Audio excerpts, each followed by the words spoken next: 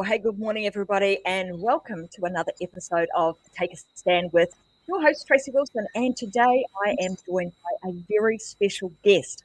I know you guys are going to really love what she's going to be talking about today because Shafonne Myers, boy oh boy, she is making some real ripples in the media space and around how to break free from society's like norms, the things that we see in society that we think, I should be, I should be that size. I should look a certain way, so on and so forth. And how you actually take those and you start becoming the voice of change.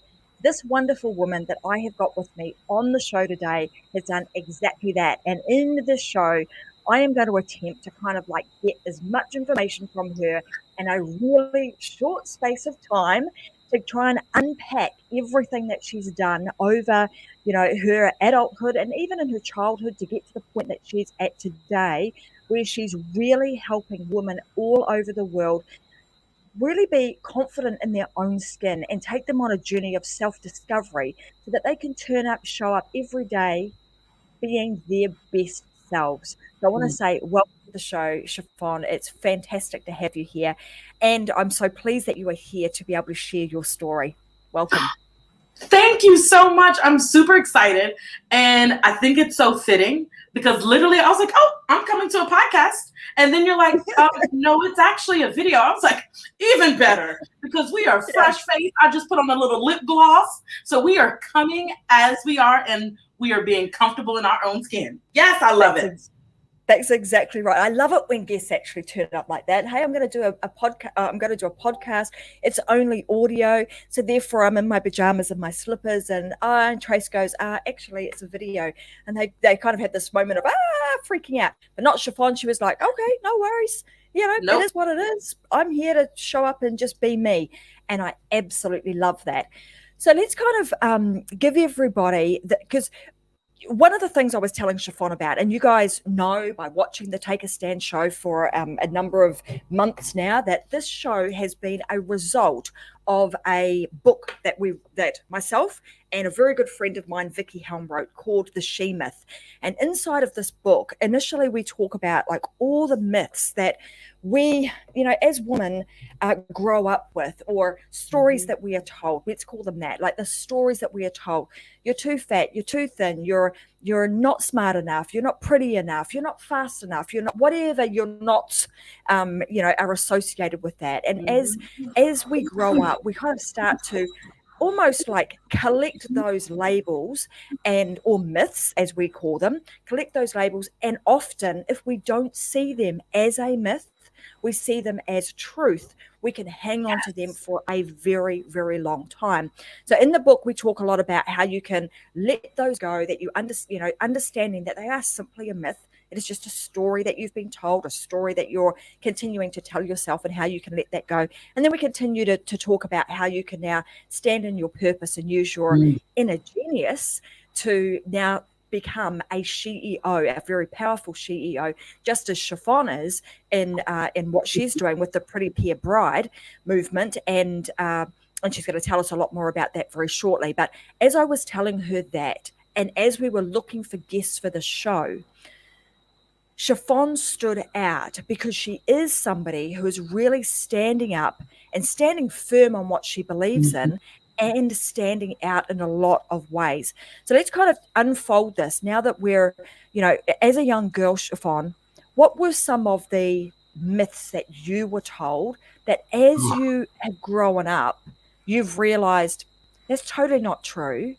And in fact, I actually need to go in a completely different and an opposite direction. And I'm kind of going to shake the society up and become a voice of change. How did that start?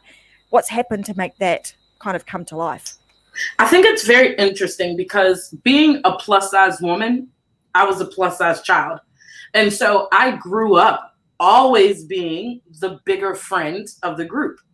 And so it was always that thing of, and this is going to date me, but we would go to the mall and we would go like shopping, and I'd be like, oh, I just have to look because they didn't have my size. Like my size was not there. And so they were trying on and I was like, oh, they don't have my size. Like it was always, I didn't even look. Like, it was no, let me look to see if they have my size. It was like, oh no, they don't have my size. That doesn't come in my size. You can't wear that. And I think that really, and I mean, I'm going to say like middle school age, like that was, I mean, that's a very impressionable age to know that you're going to go into a store and they're not going to have your size. Like, you don't even look. It's not even worth my time to look for the size. And it was hard. So in terms of that, so like being, you know, the friend, the biggest, the plus size friend with all these girls that were going shopping, and obviously, you know, as a young girl, you want to go with your friends, you want to experience all of that, and they're going into all of these shops and they are finding a lot of things. Like, let's talk, like, how did that make you feel at that time? Like, what was going on with you, and why did you continue to go?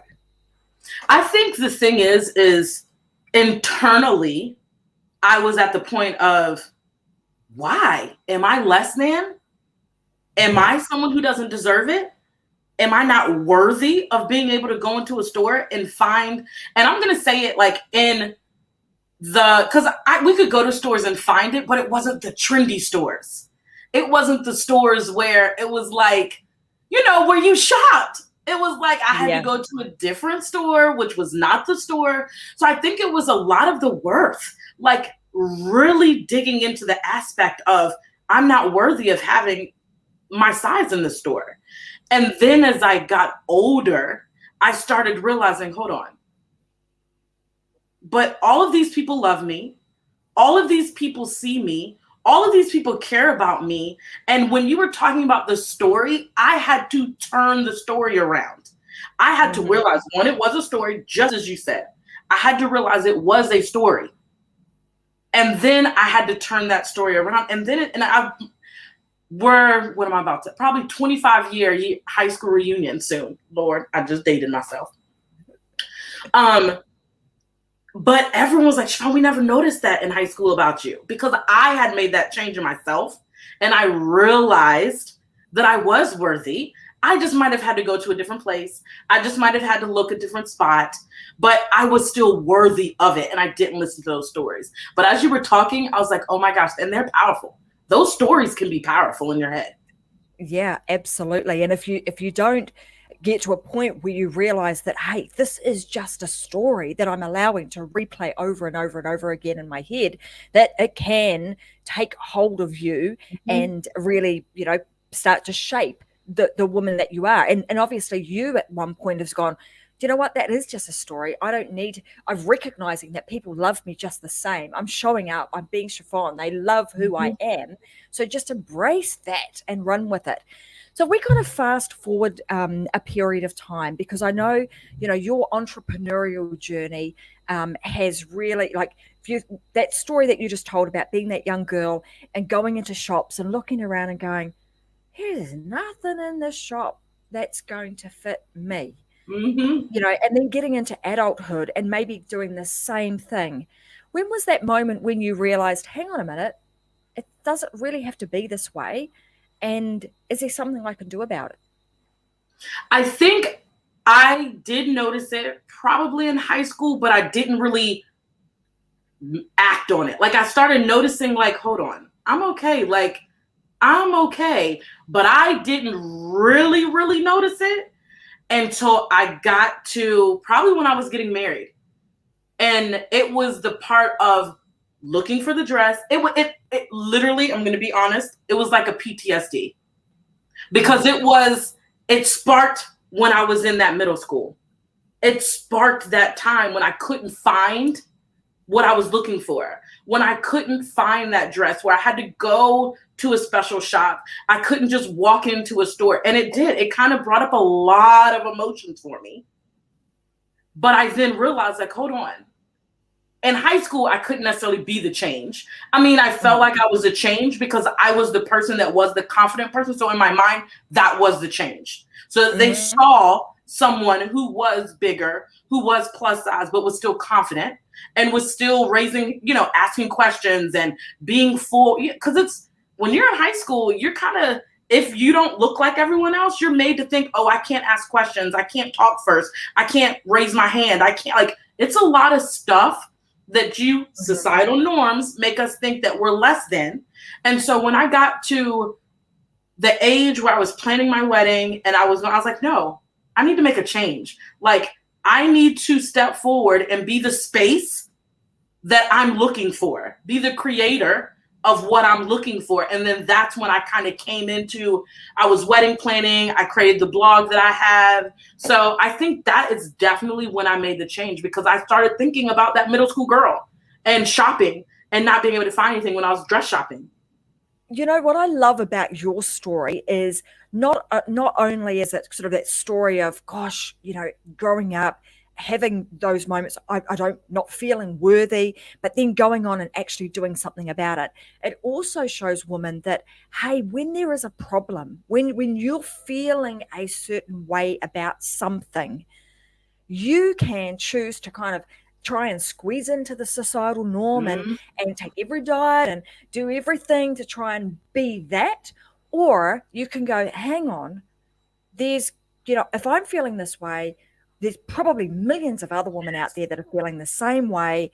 So I can either say nothing, be quiet, and just carry on and squeeze into, you know, this, into society the way that I should be, or I can make a change. I can stand up for something. I can stand firm on what I believe in. So that being the case, you know, that firm belief that you had around, you know, now I'm getting married and I'm going through all these same emotions, like it's bringing back that young, you know, young Shafonne of, you know, 11, 12, 13 Yes. years old, going into a store and going, all my girlfriends here and are buying dresses and there's nothing here for me. Now you're in adulthood and you're looking for a wedding dress and these same feelings are coming up. For you at that moment, what did you do? Like, because you at that moment, you were like, I've got to do something about this, but you weren't the change at that time. No. So how did you find something for you?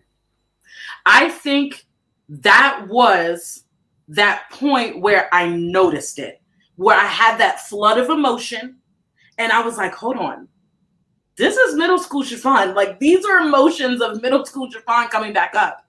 And then I remember, because like my mom and I were planning the wedding. I had been a wedding planner, so I'd been in the industry. And I was like, hold on. If I'm having these feelings, other people are having these feelings. Other people are feeling like they can't find what they want. They can't go pull up a magazine and open up a magazine and see a plus size bride looking amazing. I have to make a change, because I started looking. And I think that's the thing that prompts people that are those change makers, because you notice it and then you start looking like, hold on, let me go see if I can find what I want to feel or what I want. And when you can't find it, then you're like, that's when you know, okay, I have to be the change. I have to be the person to step in and create this space, create this product, create this thing that I want, that I know other people want. Yeah, it's when you get to that kind of that crossroad, right? It's like I could do something about it and sort of turn a blind eye and just go, oh, well, that's just the way it is. Or hang on, this is not good. I'm gonna do something about this. I'm going to be the voice. I'm going to be the change maker. So now let's go down that path of the change maker's path of, now I'm at this moment of, this has got to change.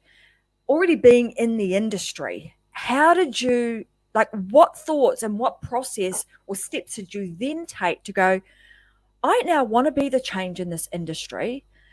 What do I need to do? Because there's this point of like, I'm going to be that, and now I've got to do something to make that happen. So what was the things that you did to take action on the thoughts and the feelings you were having? I think it's so funny because I just shared on my personal page, I was talking about an article that, and it's so funny because I did this post earlier today, and it was talking about me starting the blog, and it was talking about how I felt, what I wanted to see. And I wanted to see brides that looked like me. Like, I wanted to be able to see that, because we all have a certain aspiration to be able to see people that look like us. And so I was talking about it. And then I was talking about how in Business Insider, which is a site in the States, did an article on it. And I was like, oh my, like when I thought back and one of my friends told me, she was like, Shafonne, do you remember when you were scared to do it? She was like, do you remember when you told me about it and you were so scared because you're like, is anyone gonna like it? Like, what am I gonna do? Like, how is it gonna be? And I was like, oh my gosh, I remember, because I was scared. But I knew that other people deserved that if I didn't do it, number one, someone else would. And number two, people would be wanting it and I would be doing a disservice to them. So I think my first action was just to say, what do I want to see? What do I want to see? What do I want to see? So then I knew, okay, I want to see people that look like me. I want to see information that relates to me. And I was like, okay, then that's what I do. That was the first thing, is just to kind of sit and figure out, what do I want to see as this person? Because I was the person. And I mean, that in itself, just having those moments of just being able to sit and go, well, if I had the opportunity to change this, if I had the opportunity to have this experience be different for me, if I was to do this all over again and potentially walk into a shop, what would I want that to feel like? What would I want to see? What would I want to be experiencing? And having that moment, that taking that time to really sit in that moment and almost like absorb all of that. Yes. And you then to kind of process it and determine, well, I wanted to see, this is what I want to see. People that look like me. I want to see brides, and I want to see dresses that are actually going to fit me and look really good on me. And I want be on me, like, and not be an illustration on a size 8. Like, that's not how it's going to look on me. So I mean, that in itself, like that whole, I mean, this is how big businesses get started, right? Is when, and often they start from that moment of unrest. Something's not right. I'm not feeling this. Doing what you did. I'm going to go look in the market. Is there anything out there? You're realizing there's nothing out there.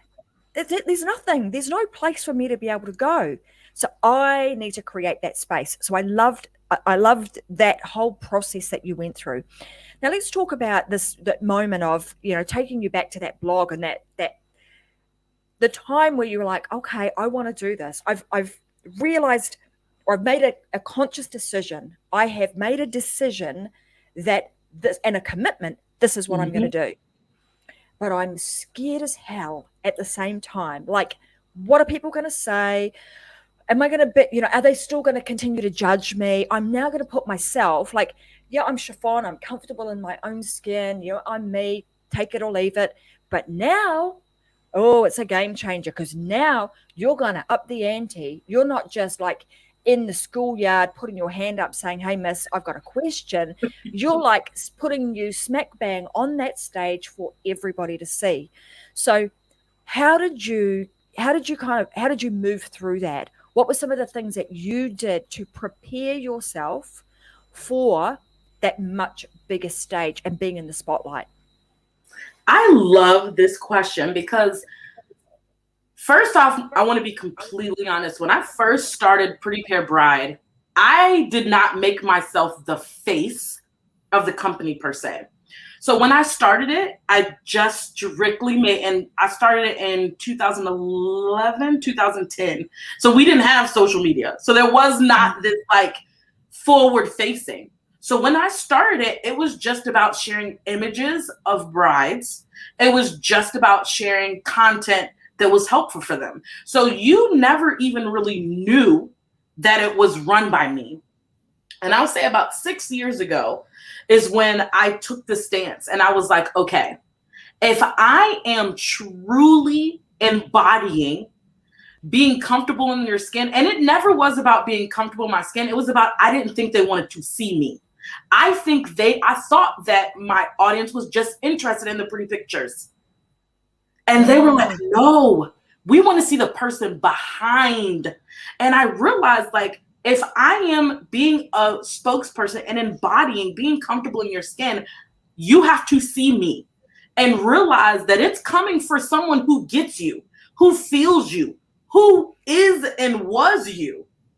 Yeah. And so I would say about 6 years ago, I really stepped forward because I had people, they were like, I love that blog, but I had no idea you ran it. Like, I didn't know that you were the actual person that ran it.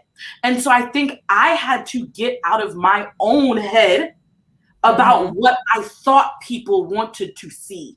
I thought they just wanted to see the pretty pictures, but in actuality, they wanted to see the face behind the brand. And I'm telling you, that was a game changer. That was when it exploded. That's really like, that's fascinating. Like, and that's actually why, these shows that I do are video, because for the same reason, it kind of gets, you get to pull back the curtain. It's like, who is this person? Who is the person behind the voice or behind the words on the screen, right?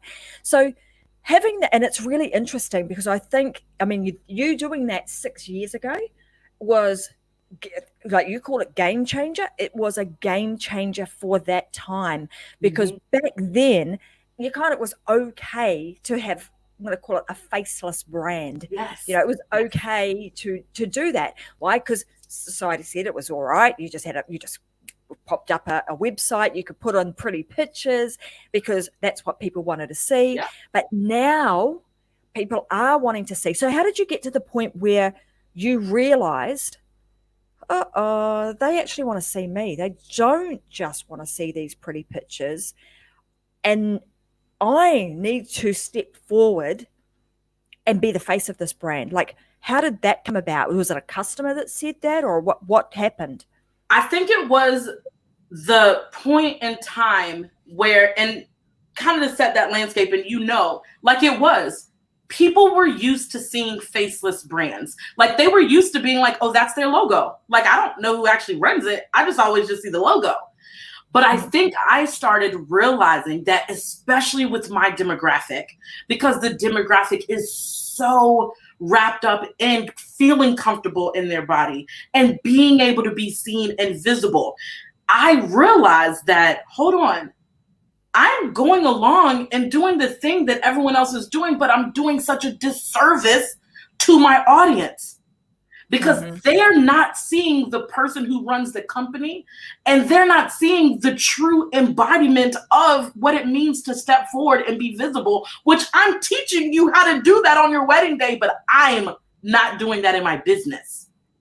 Yeah. Well, isn't that, like, that in itself, like that realization of, hang on a minute, I'm teaching all of this stuff for you to step up on your wedding day, to embody it all. But hang on a minute, I'm not actually doing that. So I love that this sounds to me like it's been a real journey and an evolution of like self-discovery, almost. Like, this whole process has even been a journey of self-discovery for you, and then you actually sharing that experiences that you've had in a very authentic way that has enabled you to take your audience on that same journey with you. And which is beautiful. So nowadays with Pretty Pear Bride, tell us a little bit about, like, what it is you're doing now, because you've got a massive blog, a really big following, a fantastic business running. Like, tell us a little bit about that, and maybe even where where are you thinking of taking this, and what's coming next for you guys? I think it's interesting because it has been an evolution from me realizing, as well as my audience telling me. And I think that's another part of you becoming the face of your brand. It personalizes you. It humanizes your brand. So they talk to me. They interact with me. Like, we'll have conversations on DM, on social media. They'll send me messages saying, hey, this is what I want to see. When I ask questions, they know it's not this brand that they don't know who runs it asking the question. So I think even from just them letting me know, as well as me having new directions, right now, it's not just about the pretty pictures, because I really feel like the pretty pictures started off being inspirational, but I think it's now become just surface. And I'm so much more than surface. I want you to truly feel comfortable in your skin and love yourself on your wedding day. And that comes from more than just pretty pictures. So it's now the infusion of coaching. It's now the infusion of truly working on the whole person holistically and trying to get people to understand you can't just say affirmations or look at pretty pictures to truly step into that next level self or that best version of yourself. It takes you talking about the stories that helped you to get all of this going, trying to, quiet down that negative self-talk and replace it with positive, but really dig deep into why do you feel that way? Like, why are you feeling this way? Why are you fearful of having your picture taken? Why, like the why? And so I think I've learned a lot, and that's what I'm bringing back to the business, is really to help foster that. And then even like the infusion of marketing and sales with my business side, and then even going into the wedding industry as a whole. So I have I was a co-founder of a company that I've now like purchased full out. So I'm the CEO, which gives me a broader, not just plus size brides, but the full wedding industry to truly impact on how we see beauty, and that everybody deserves to be beautiful on their wedding day. And that's kind of the bigger mission. And even incorporating young girls, because now I'm having a lot of parents come and say, hey, I really would love for you to help my daughter because she's struggling. And I'm like, okay, that's all under this umbrella. And it all makes sense now. And that's what I was telling you, like everything I've done, because I was a teacher for like 4 years, and everyone was like, you're a teacher, but you're not really a teacher. Like, you're more of my life coach. And I was like, okay. And so now I'm seeing all of these things come together underneath this umbrella of Shafonne Myers right now. And it's scary, but it's exciting. Absolutely. And, the excitement is almost more of, it's the excitement that's bigger than the fear, right? Because it's that keeps that momentum and keeps you moving forward. I want to talk about this too, because you just touched on it. The brand of Shafonne Myers. So let's talk about how important it is, or whether or not it's actually important, to create a brand of you compared to a brand of Pretty Pear Bride. So like there are other women out there, right, that right now, in my opinion, it doesn't matter whether you have a business or whether you don't have a business. You still actually have a brand. Yes. And that brand is the brand of you. So let's talk about that, because you just touched on it. You touched on the umbrella of Shafonne Myers. Why have you gone down that path of like branding you compared to branding a business? Oh, Tracy, oh my gosh. I feel like I love all of your questions. I really do. I had this thought because I knew, so when I entered the wedding industry, I was like, I really feel like I'm more than just Pretty Pear Bride. And then I did my business with business and marketing and sales coach. And I was like, I feel like I'm more than this. And then that's when I was like, okay, hold on. This is bigger than just Pretty Pear Bride. This is the whole wedding industry. And I just realized that when you think of you yourself as the brand, not just a company, that allows you to have such a bigger impact.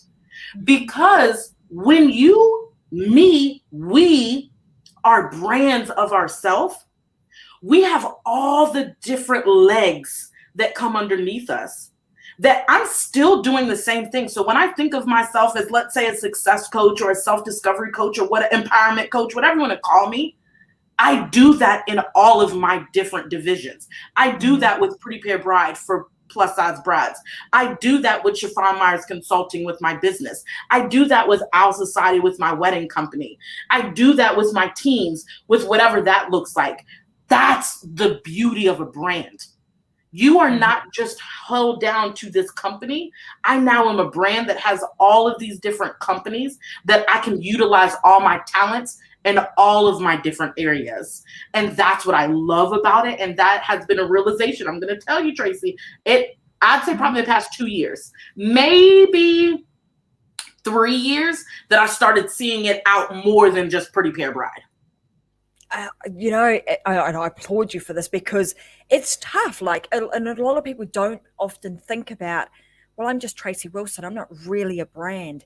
You know, and when you really start thinking about that, like, what do you stand for? What am I going to stand for? What am I going to stand up for? What am I going to stand firm on? What do I believe?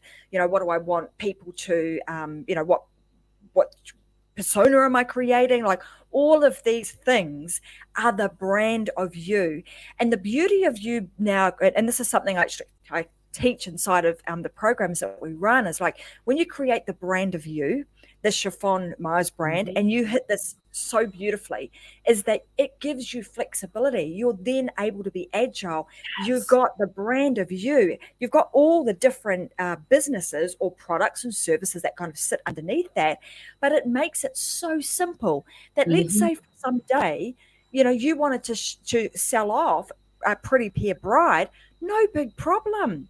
You can, Yep. boom, you're up and going again in an instant. Why? Because you've got the brand of you. So it's so I love, you know, Love that. and I encourage all women everywhere to do that, whether you are, you know, whether you're working for somebody else, you're in a 9-to-5 job, or whether you own your own business. You want to start working on the brand of you, and what does that look like to give you, particularly in this day and age where things are changing rapidly. I was about to say quickly. Yes. Yeah, changing really quickly. I mean, it's one thing we can pretty much guarantee, there's continued change, right? But when you've got that, you're able to pivot and position yourself wherever you need to. Yes. And I think that's what I realized. And when I realized, because you have that feeling, you know, like, okay, I know I'm meant for something more than this. But how does that look? And then when you think, okay, this is the head. And I think one of my friends said it the best. And when she said it, she was like, you're like the mom. You're the mom, and these are your children. Yep. And she was like, and I was like, and obviously I'm a mom, I have kids, so that resonated with me. And she was like, each one of your businesses is your child. So you know, you have this child that you care for, you have this child. And I was like, wow, they're all part of you. They're all a part of you. And it really helped me to kind of visualize it and see it that way. And that's a great analogy when you put it like that, because, you know, everyone can relate to that. It makes total sense. Inside of the book, The She Myth, we talk about kind of we call it the ABCs of business, but, you know, the different types of business that you can run, and the fact that the type of business that you've created is what we would categorize as an ABIL style business, because of the fact that no matter what happens in the economy, people or women are people are going to get married. You know, it's a thing that is so deep-seated into society, even though we started this with kind of changing the societal norms, but it's so deep-seated, that's just what happens. And secondly, it's a sort of thing that women want to show up. They want to feel their very best on that day. So one of the things that I would say is, if for those of you that are sort of out there, you're listening to what Shafonne's talking about, and I think is super inspiring, and you're going to be inspiring a lot of other women to go like, do you know what? Can I be a change maker? Is there an opportunity for me to create something that creates the change in society? Then I would encourage you to, you know, get your hands on a copy of the book, which you can get at Amazon, and have a read of it, because a lot of the stuff that Shafonne is talking about today is actually covered in the book, and it will also help you to understand, you know, the A, the B, and the C bill style of business, and you then can kind of start to build your business based on some of the philosophies that we have in there.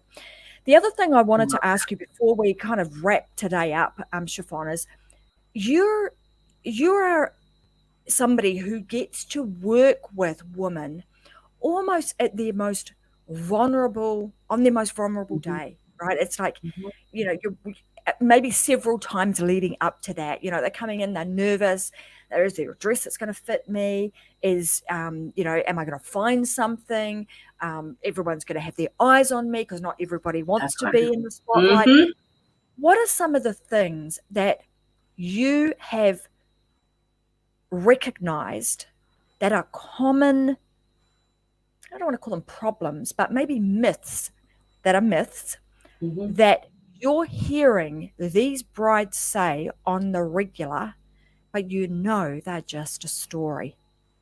Ooh. I think the number one thing I will say that I hear, and this is, I'm going to say plus size and straight size, is that they have to lose weight to feel beautiful. And I think this is something that is ingrained not just for brides, but it's ingrained for us as little girls, that you have to lose weight to be beautiful. That to be beautiful, you have to be a smaller size. And that smaller size is going to be relative for everyone. So if you are a larger size, you just want to be a smaller size. If you are a smaller size, you just want to be a smaller size than that. And I think that's the part that is so disheartening to hear, but it's also so inspiring when I get my hands on them, per se, because that is what I switch for them. That is what I change for them. And I allow them to realize you don't have to lose weight to feel beautiful at all, because everybody is able to be beautiful on their wedding day. And that is what I help people realize. Everybody. That's the thing. Small, large, tall, skinny, whatever. Everybody gets to feel beautiful. Oh my goodness. Of course, my daughter is just yelling and screaming. In always. You know, it's just life, right? It's mom. That's just kind of how how it is. But you know, you're right. You know, it doesn't matter. Yes. Hey, mom, I want you. So we'll wrap up so that you can go and you can sort out family and make sure they're all okay. So Oh my God. I can let you go if you need to go. No, my daughter's out, my older daughter's, but she's like literally must be right by the door. So beautiful. No problem. You know, that's life, that's kids, right? They decide that they want to talk with mum, even if it's yelling at you from down the hallway at whatever time they need to. So no big deal. So I just want to say thank you so much for sharing today. You are a true inspiration, and I know that people are going to be listening to this and going, oh, you know what, I'm motivated. Maybe I was a bit ticked off yesterday about, you know, something that didn't go right for me, or maybe it was something that, you know, why don't we have these, whatever it is that would make my life easier? Take that moment and go, if it's not out there, could you be the voice and the person who makes the change to make that available for somebody else? Because just like Shafonne said earlier, we have a duty to do it. Like your duty is that you see that, do something about it, or sweep it under the carpet and allow somebody else to fall over it. I love that. And I think it is like that. I feel like people don't realize when they have these ideas, when they see this lane, when they see this gap that's there, because oftentimes we feel the gap. That's how we see it. Like we ourselves are affected by it, that it is our duty. Like it's your duty to step up and create something. And I think when people think of it in that way, it changes it for people, because most times it's easier to sit back. But when you think of, oh, it is my duty. Like if I'm experiencing this, someone else is experiencing this. And it's my duty to say something, do something, create something. So yes, I loved how you said that, because it's so true. It's so true. Thank you. Well, before we go, I know that you'll have something, some piece of advice, some amazing piece of information that you'll want to share with everybody. So, but I want to ask you it in this way. If there were a piece of advice that you could give the younger version of Shafonne Myers, what would that advice have been? Oh, I love your questions, Tracy. I think to my younger self, I would say it is possible. Anything is possible. Because as my younger self, I did not always see the possibilities. I did not see the road. I did not see how it would happen. But I think if I would have known that anything is possible, any door is open for me, no matter how you look, no matter your size, any door is open. Even if it's not there, you just create that door. You make that door and you walk through it. So I think that is a huge part, because I just a lot of times didn't see the door. So I to know that it's possible and I can create that door, that would have been a game changer. It would have been so much that I probably would have done earlier that I just would have done and not even thought about it. Oh, thank you so much. So there you go, guys. If right now you are wanting to make a change and you just don't see the door, make that door yourself and open it up and walk straight on in, and off you go. Be the voice of change. So, guys, I want to say thank you so, so much, Shafonne, for being here today and being such an awesome guest. It's been a fantastic conversation. I'm wishing you all the best with the brand of Shafonne Myers, and also, you know, all the other brands that you've got going on, and the things that you're doing really to help women just feel comfortable with who they are today, because they should. They're all beautiful and they all have an amazing, you know, level of inner genius that has to be shared in some way, shape, or form. So thank you for being a guest. Thank you, everybody, for watching and joining us on the Take a Stand show today. I'm Tracy Wilson, your host, and I'll be back again with another episode of Take a Stand next Thursday, 10 a.m. Brisbane time. So for now, go and find your thing. Stand up, stand firm, and start standing out with whatever it is that you want to do in this world. Bye for now.